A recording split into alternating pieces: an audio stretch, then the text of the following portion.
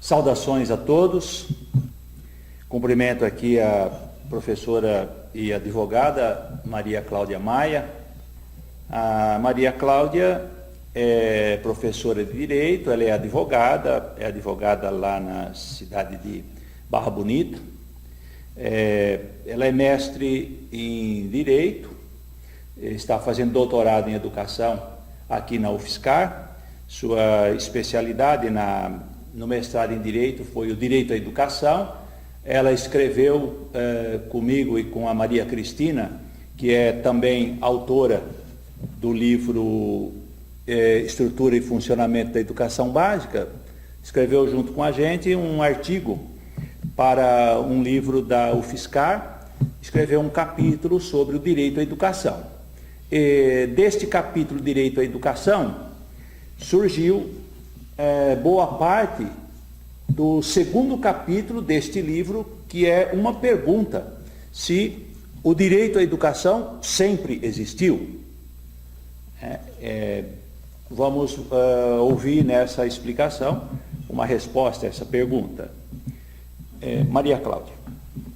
Saudações a todos. Eu agradeço ao professor João Virgílio pela oportunidade, espero poder contribuir. E então, respondendo à pergunta, né, os direitos sempre existiram? Bem, essa ideia de garantia de direitos, ela vai surgir na nossa história aqui ocidental a partir do século XVIII com as chamadas revoluções burguesas, né? Então, tanto a Revolução Francesa como a Revolução Americana, por exemplo, e delas vão surgir declarações que vão ser a gestação desses direitos que vão sendo conquistados pela humanidade ao longo da história. E, vamos dizer assim, no século XX, esses direitos vão sendo constitucionalizados, né? Mas no século XX é que nós vamos ter uma conquista, vamos dizer assim, importante para os direitos fundamentais da pessoa humana, dentre eles o direito à educação, que é a Declaração Universal dos Direitos Humanos, né? Com a ideia de uma nova ética universal e supraestatal de garantia de direitos mínimos a toda a humanidade. Tá. E nessa declaração da ONU, né, dos direitos humanos, como é que ela trata o direito à educação? Isso, é o artigo 26. Toda pessoa tem direito à instrução, a instrução será gratuita, pelo menos nos graus elementares e fundamentais. A instrução elementar será obrigatória, a instrução técnico-profissional será acessível a todos, bem como a instrução superior, esta baseada no mérito.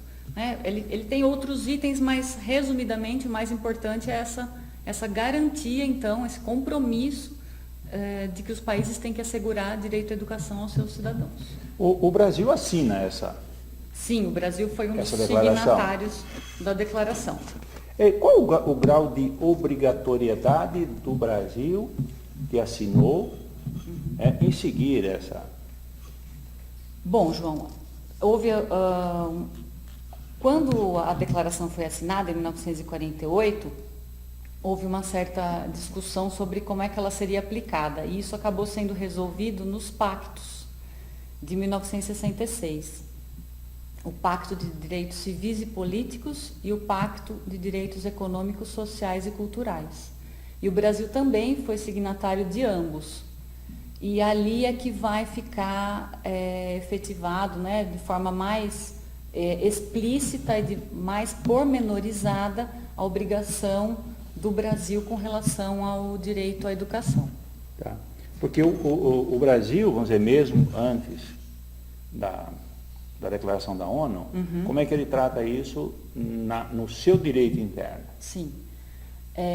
Nas primeiras constituições, então a do Império e da Primeira República, até havia a previsão do direito à instrução, mas não dá para a gente afirmar ainda que era um direito à educação, como obrigação do Estado, né, como a gente conhece hoje.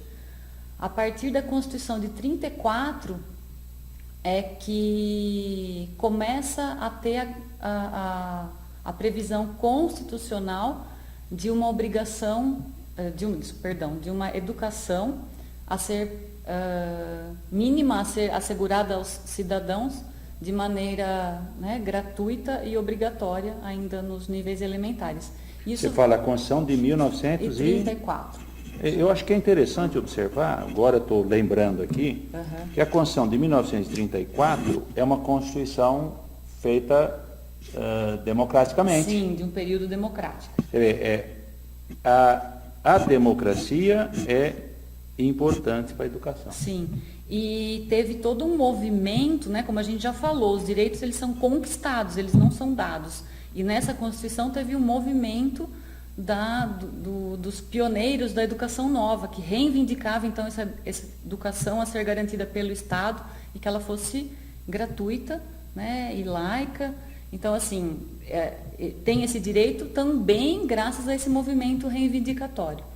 E aí, ao longo da história do Brasil, nós vamos ter avanços e retrocessos na medida em que eu tenho constituições democráticas ou não democráticas. Até nós chegarmos na Constituição de 88, que foi a que garantiu o direito à educação de forma ampla, mais ampla, né, na história brasileira. Sim, aí nós chegamos então na Constituição que está em vigência, que está em vigor hoje. Sim. E essa que nos importa aprofundarmos. Sim. Porque esta é a Constituição que fez 28 anos, agora no mês de outubro, no começo deste mês, nós estamos gravando este programa no dia 25 de outubro de 2016. Neste início de mês, a Constituição fez 28 anos de vigência.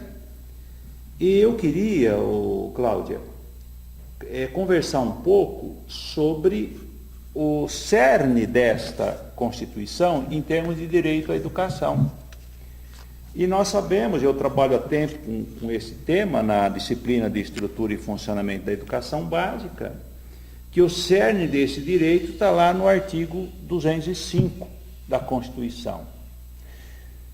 E se é um direito garantido, e hoje nós estamos aí passando por uma certa crise do Estado brasileiro, nós temos que explicitar, nós temos que tornar esses direitos conscientes de todo o povo, divulgar esses direitos para que eles sejam defendidos, antes que eles sejam atacados, como eles já têm sido atacados. Qual é a essência desse artigo 205 em relação ao direito à educação? Ele é muito importante na medida em que ele prevê que a educação é direito de todos. Isso não é uma afirmação vazia. Quando a Constituição afirma que a educação é direito de todos, ela é de todos. Seja aquela pessoa que não teve acesso à educação na idade própria, seja a pessoa com deficiência, seja a pessoa com dificuldades intelectuais, né? Então, eu não posso fazer distinção ao garantir esse direito à educação. Então, a importância da afirmação, a educação é direito de todos, e a importância dela ser dever do Estado. Né? Eu não posso, por exemplo, hoje, da forma que está a Constituição, considerar que o Estado vai abrir mão do seu dever de prestar esse serviço público que é a educação. Né? Então, acho que o mais importante da Constituição, né, desse artigo 205, é exatamente a afirmação de que a educação é direito de todos e dever do Estado. Ela não é só dever do Estado, da família e da sociedade, mas quem tem que assegurar a educação é o Estado, é ele que tem que garantir. Sim. Então, aí nós temos, digamos assim, no caput do artigo 205, direito de todos, dever do Estado e da família. Eu costumo dizer que nós temos um tripé, né? E esse tripé tem que funcionar bem. Às vezes eu ouço em programas aí sensacionalistas o pessoal acusando a escola. E acusa a escola como se a escola fosse a única responsável pelo insucesso da educação. E eles se esquecem que a sociedade também é responsável. E a sociedade muitas vezes é tão responsável por algumas mazelas da educação quanto a escola, né? Quanto a família. E também, às vezes, eu me pergunto, quando ela vai mal, se também não é um projeto dela ir mal. Sim. Darcy Ribeiro costumava dizer o seguinte: a crise da educação não é uma crise, é um projeto das elites brasileiras. E aqui vai uma acusação, vai aqui um alerta. Será que o insucesso, às vezes até das avaliações, ou o insucesso da educação, aquilo que se chama de crise da escola, é crise? É uma escola que vai mal? Ou o projeto é que seja assim mesmo? É um alerta, é uma pergunta. Pergunta séria. Sim, que devemos refletir sobre Refletir seriamente esse questionamento. sobre isso. E aí? Aí, né, continua dizendo, com a colaboração da sociedade, e aí vem os objetivos, né, visando ao pleno desenvolvimento da pessoa, seu preparo para o exercício da cidadania e sua qualificação para o trabalho. Sim. Né? Que, novamente, um tripé. Pessoa é o indivíduo. Cidadania, ele na sociedade. Trabalho, ele na produção. Também eu não posso dissociar. Não.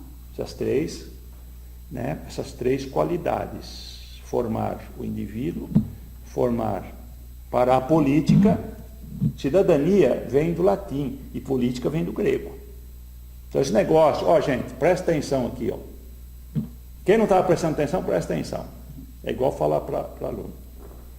Esse negócio de falar escola sem partido, escola sem política, não está com nada, porque está aqui na Constituição, Isso aqui é Constituição, né?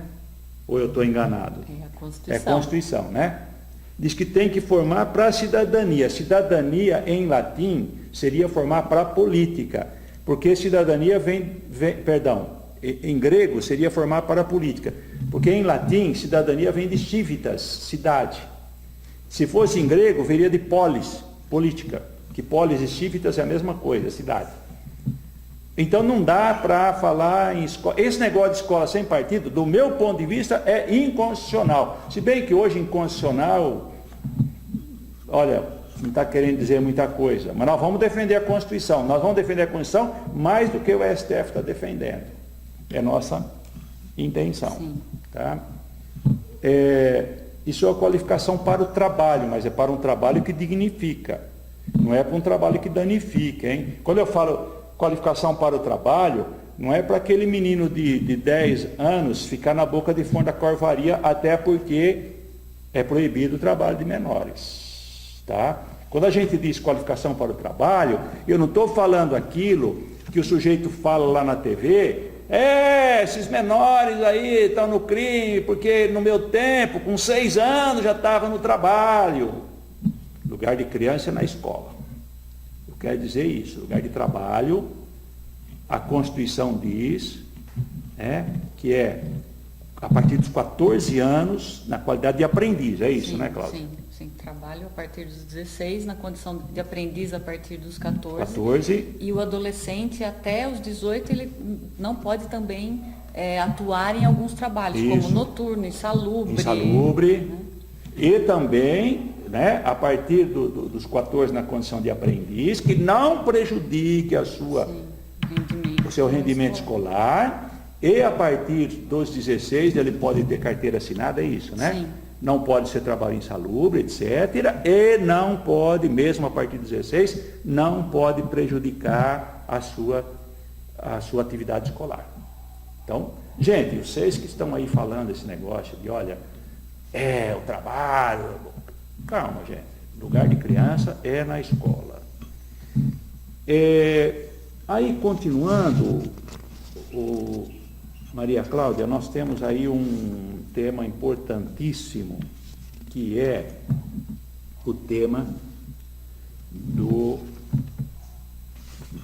da garantia e obrigatoriedade da criança na escola. Não só da criança e do adolescente, né? Me fala um pouco disso daí. Bem, teve uma emenda constitucional número 59 de 2009, ela aumentou a etapa do ensino que se tornou obrigatória, que antes era só o ensino fundamental, que hoje a gente, né, conhece como Fundamental 1, Fundamental 2. Então essa emenda, ela tornou obrigatória desde a educação infantil até o ensino médio. Então, que a educação é obrigatória dos 4 aos 17 anos. E essa educação, então, chamada educação básica obrigatória, ela deve ser gratuita e ser assegurada a sua oferta a todos, inclusive aqueles que não tiveram acesso na idade própria. Então, essa obrigatoriedade de o Estado fornecer educação, ela vai desde da pré-escola até o ensino médio, e por ser obrigatória, né, também é responsabilidade dos pais, com relação à criança e ao adolescente, de matricular os filhos na escola, né, matricular e fazer com que eles frequentem, né, a escola. E isso poderia até, dependendo da situação, não matricular. Dependendo da situação, pode configurar, inclusive, crime de abandono intelectual previsto no Código Penal. Então, tem uma responsabilidade também, né, como você já mencionou anteriormente, também da família de participar da educação dessa criança e desse adolescente, para que essa criança tenha acesso e frequente a escola. E isso tem alguma punição se ele deixar de cumprir? Sim, é lógico que isso vai ter orientação para os pais, por intermédio do Conselho Tutelar, do Ministério Público, né? A intenção não é que se puna quem já muitas vezes é punido pela própria sociedade, em uma condição de vulnerabilidade. Mas pode sim haver uma punição, né, porque configura um crime de abandono intelectual, os pais não matricularem as crianças na escola. Sim. Uma outra pergunta que é muito comum que se faça, e às vezes na mídia isso aparece. Os pais ou responsáveis têm o direito de dizer: eu não vou mandar meu filho para a escola, o sujeito tem condições de ensinar em casa, tal, e depois, eu vou ensinar em casa. Uhum. Isso tem uma expressão, né? Os norte-americanos, às vezes europeus costumam fazer isso, então tem uma expressão em inglês que se chama homeschooling, né? Schooling. Isso é possível no Brasil? Já existe permissão jurídica para isso? Bom, João, não há uma legislação específica autorizando o homeschooling, essa possibilidade de os pais proporcionarem a educação dos seus filhos na escola, fora da rede... Em casa. Em casa, isso, em casa. Fora da rede de ensino, seja ela privada ou pública, né? Não há essa previsão legal. Os nossos tribunais têm se posicionado de forma contrária, também pelo fundamento de que não haveria como ter uma fiscalização se isso estivesse acontecendo ou não. Apesar de os defensores então dessa posição, né, eles afirmam que tanto a Declaração Universal quanto a Convenção Americana lhes assegura essa liberdade de ensinar em casa. Mas isso não, hoje, pelo ordenamento jurídico brasileiro, não há uma previsão expressa, uma previsão legal expressa, e os tribunais não têm assegurado essa possibilidade. Então, é uma questão que ainda tem que ser debatida pela sociedade, né? Mas não há hoje não há essa permissão legal. Tá. Uma outra coisa, Cláudia, que eu acho que é um centro aí da discussão do direito à educação, eu vou lá para o artigo 208, parágrafo 1º e parágrafo 2º da Constituição, que é a questão do direito público subjetivo e da responsabilização da autoridade competente. Eu queria que você explicasse essa questão Por que que a Constituição reforça essa ideia de que o direito à educação é direito público subjetivo? O que significa exatamente isso? Bom, direito público subjetivo significa que eu posso exigir esse direito. De nada adiantaria que o direito estivesse previsto, seja na Constituição, seja na LDB, seja em normas do Conselho Nacional de Educação, etc., se as pessoas não pudessem exigi-lo, né? De nada adiantaria estar previsto aqui na Constituição que é dever de Estado assegurar educação obrigatória, né, a todos, se as pessoas não pudessem exigir caso esse direito não lhes fosse assegurado.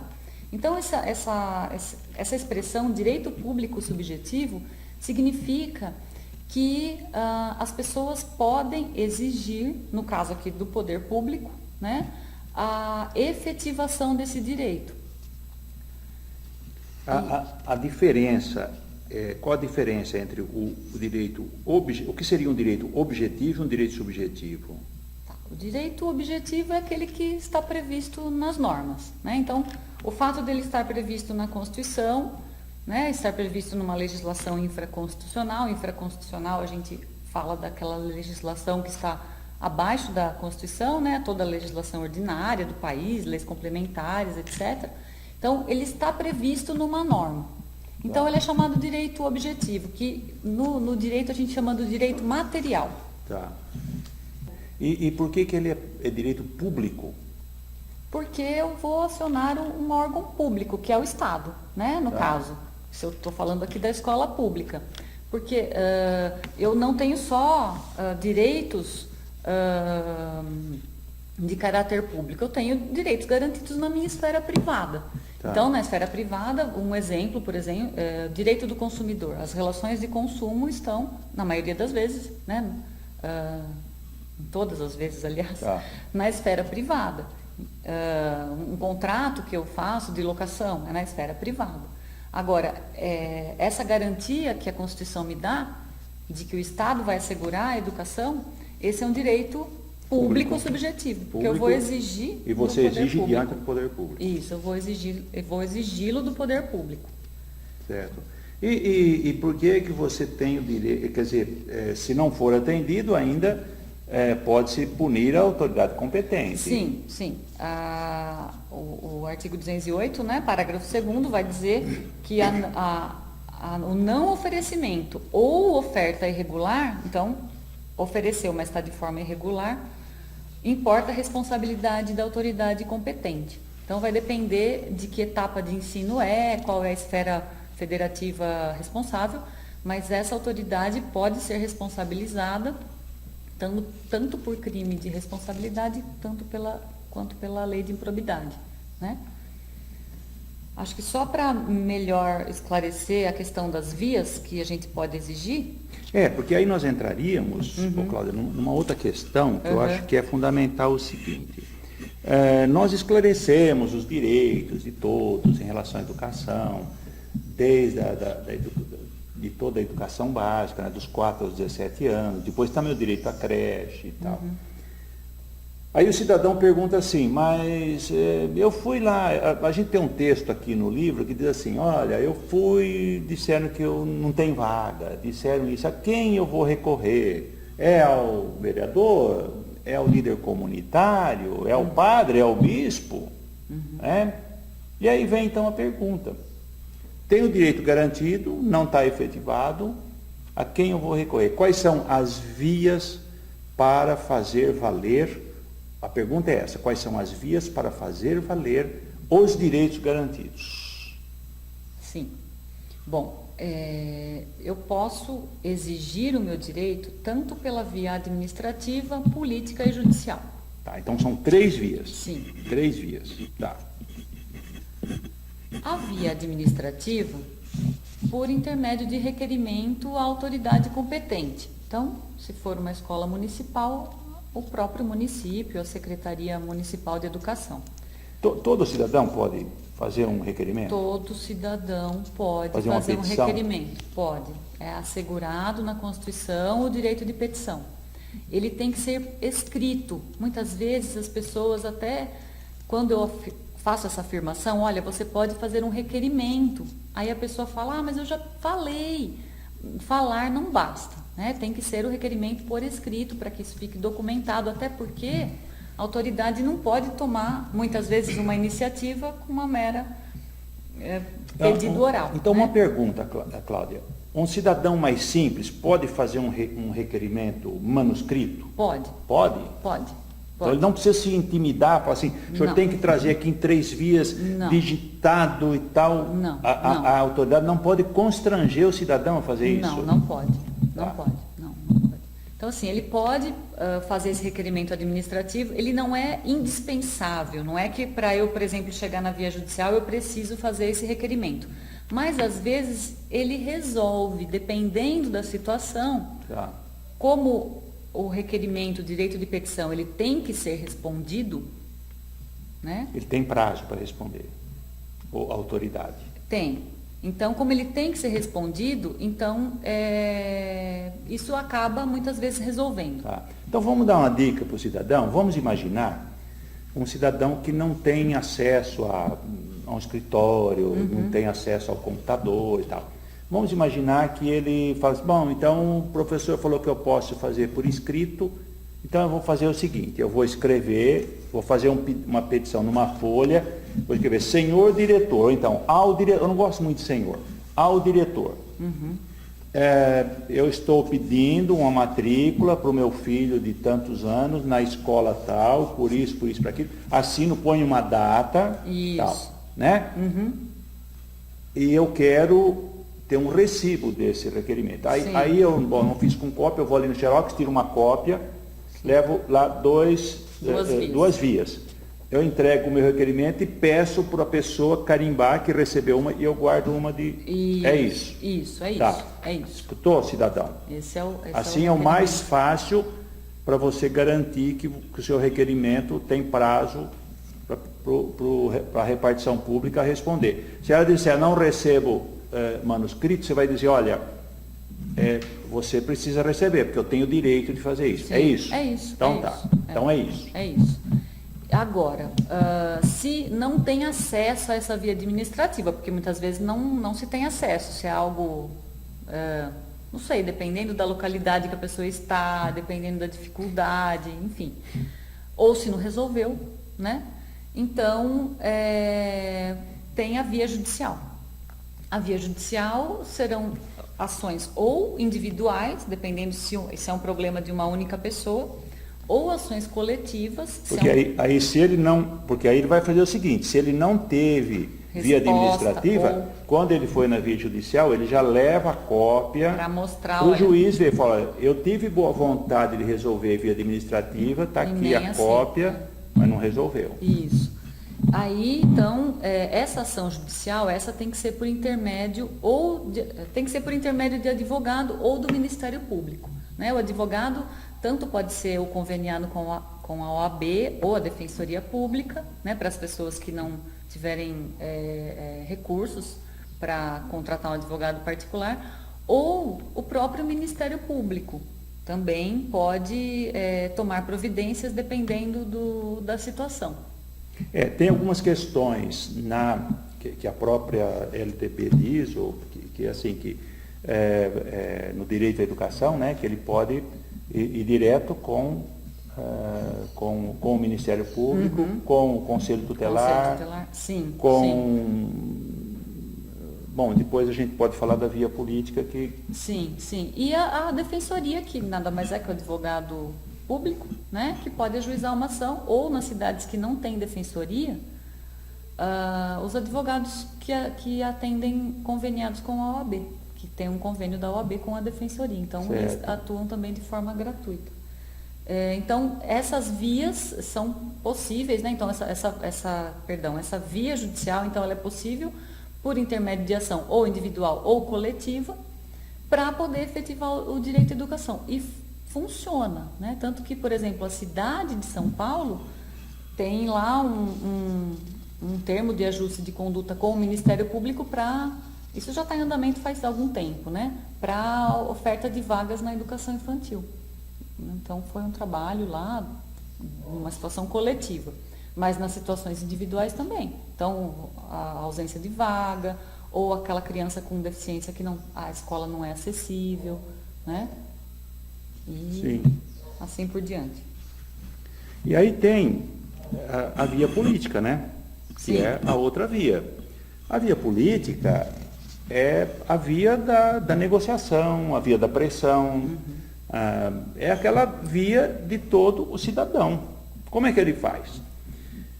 Ele pode procurar o vereador, ele pode procurar o líder comunitário, ele pode se organizar em associação, né? Ele pode ir através dos conselhos, por exemplo, o conselho, o próprio conselho tutelar, a gente tem os conselhos que estão na própria legislação, né? Desde o Conselho Nacional de Educação, o Conselho Estadual de Educação, no caso dos municípios, os conselhos municipais de educação, né? E depois tem os conselhos que cuidam de questões específicas. Questão do transporte, o conselho do transporte escolar, o conselho da merenda, se é um problema de alimentação na escola, os conselhos escolares, que são os conselhos da escola, da própria escola, o conselho do Fundeb, que é o conselho que resolve as questões da aplicação da verba. Gente, tudo tem que ser resolvido através dos conselhos também. Então, eu acho que é a questão da participação na comunidade, porque a legislação prevê a participação da comunidade através desses conselhos. Eles devem ser representativos de setores, né, dos alunos, dos pais, da comunidade, etc. Então, é isso que eu chamo de via política, é a via da polis, é a via do cidadão. Ali ele vai também ter um canal para resolver as suas questões em relação à educação, né? Eu acho que esses são alguns caminhos.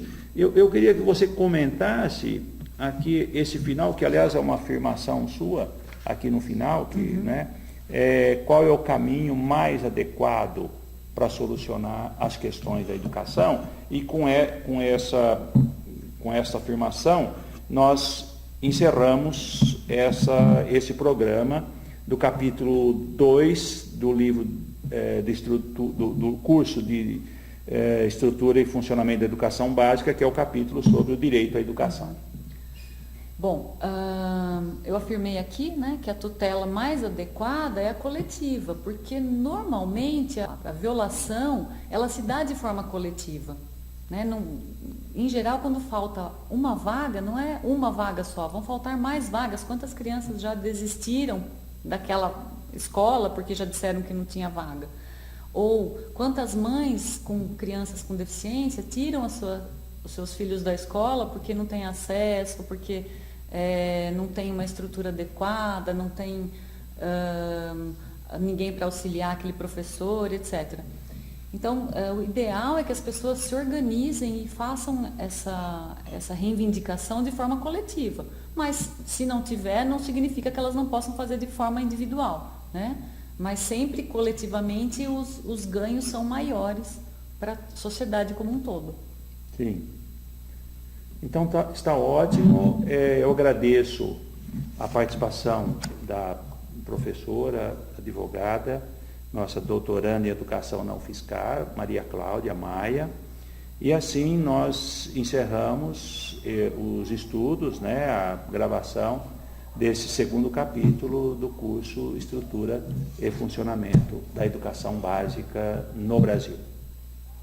Sou eu quem agradeço.